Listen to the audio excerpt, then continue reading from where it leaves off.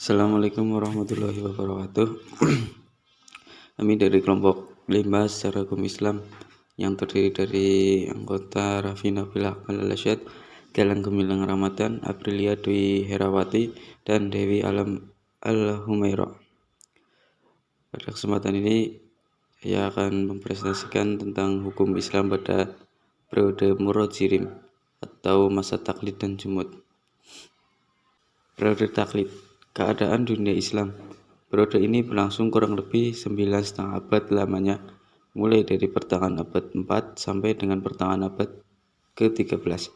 Pada periode ini, pemerintah Bani Abbasiyah dalam keadaan lemah. Banyak daerah yang melepaskan diri dari kekuasaannya dan mendirikan pemerintahan sendiri, seperti pemerintahan Bani Saman di Turkistan, pemerintahan Bani Ihdiyah di Mesir, pemerintah Bani Fatimiyah di Afrika Utara, pemerintah Bani Hamdaniyah di Mosul, pemerintah Bani Buahi, dan lain-lain.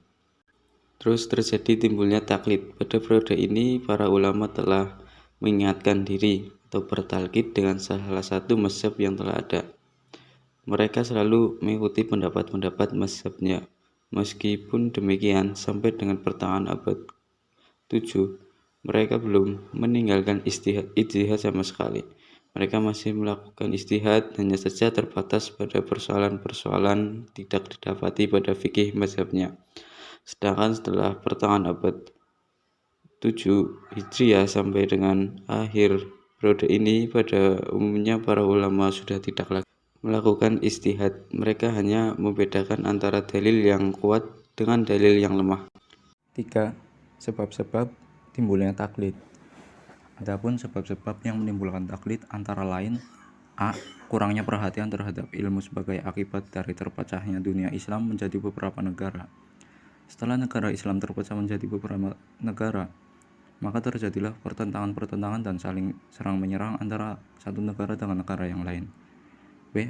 Adanya pembukaan fikih pada periode yang lain.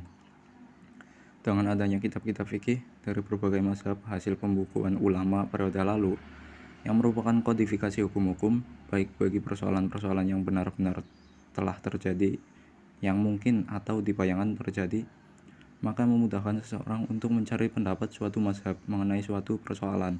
Sedangkan tabiat manusia adalah selalu ingin mencari yang mudah. C. Pembelaan terhadap mazhab. Para murid-murid imam mazhab berusaha membela kebenaran pendapat mazhabnya dengan berbagai macam jalan, dengan cara mengajukan alasan-alasan mengenai kebenaran pendapat mazhabnya dan menampakkan kesalahan mazhab lain. D. Pengangkatan hakim muqallid. Pada periode ini, pengangkatan hakim-hakim dari orang yang bertaklid dan membatasi keputusan-keputusan mereka dengan suatu mazhabnya tertentu. 4. Usaha-usaha para ulama. Dalam sejarah perkembangan fikih, usaha-usaha para ulama pada periode ini apa saja? Yaitu: A. Usaha-usaha para ulama dari pertengahan abad 4 Hijriah sampai dengan pertengahan abad 6 Hijriah. Usaha mereka pada masa ini meliputi 3 bidang, yaitu: 1. Menerangkan ilat hukum. Yang kedua, menterjihkan pendapat-pendapat yang berbeda dalam mazhabnya. Dan yang ketiga, membela mazhabnya. B. Periode kebangunan kembali. 1. Keadaan dunia Islam dan kebangunan fikih. Periode ini mulai semenjak akhir 13 Hijriah dan berlangsung sampai sekarang. Sekian presentasi dari kelompok kami. Mohon maaf bila banyak kekurangan dan kesalahan dalam penyampaian materi pada hari ini. Kami akhiri. Wassalamualaikum warahmatullahi wabarakatuh.